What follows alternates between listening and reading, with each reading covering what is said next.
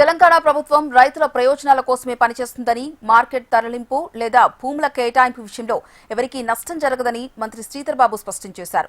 గత పాలకుల్లా కాకుండా ప్రజలు మరియు రైతుల అభిప్రాయాలను గౌరవిస్తూ నిర్ణయాలు తీసుకుంటామని కోహెడా మార్కెట్ శంకుస్థాపన సందర్భంగా మంత్రి శ్రీధర్ బాబు భరోసా ఇచ్చారు.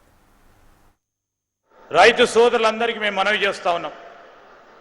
మొన్న ఫార్మా సిటీకి సంబంధించి మరి రైతు సోదరులందరికీ కూడా నేను జిల్లా ఇన్ఛార్జ్ మంత్రిగా మరి ముఖ్యమంత్రి గారు అనేక సందర్భాల్లో చెప్పడం జరిగింది.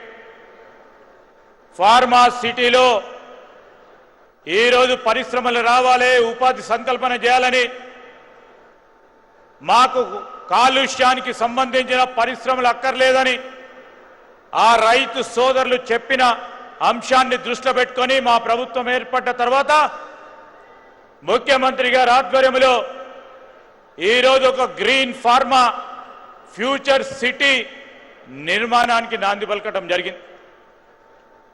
దీన్ని సంకల్పించిన రైతు సోదరులకి ప్రభుత్వ పక్షాన మేము చెప్తా ఉన్నాం, ఎవరికి కూడా నష్టం జరగకుండా ఈరోజు ముందుకు తీసుకెళ్లే కార్యాచరణ తీసుకెళ్లాలని ముఖ్యమంత్రి గారి ఆదేశానుసారం ఆ రైతు సోదరుడు ఆందోళన పడొద్దని మేము తెలియజేస్తా ఉన్నాం. ఎందుకంటే ఈరోజు ప్రతిపక్షాలకు సంబంధించి వారికి చేత కాని పనిని మేము చేస్తా ఉన్నామంటే చూస్తూ వారు ఓర్వటం లేదు. రైతు సోదరులని ఈరోజు ఎక్కడ పడితే అక్కడ ఇబ్బంది పెడుతూ ధర్నాలు చేపించే ప్రయత్నం చేస్తా ఉన్నారు.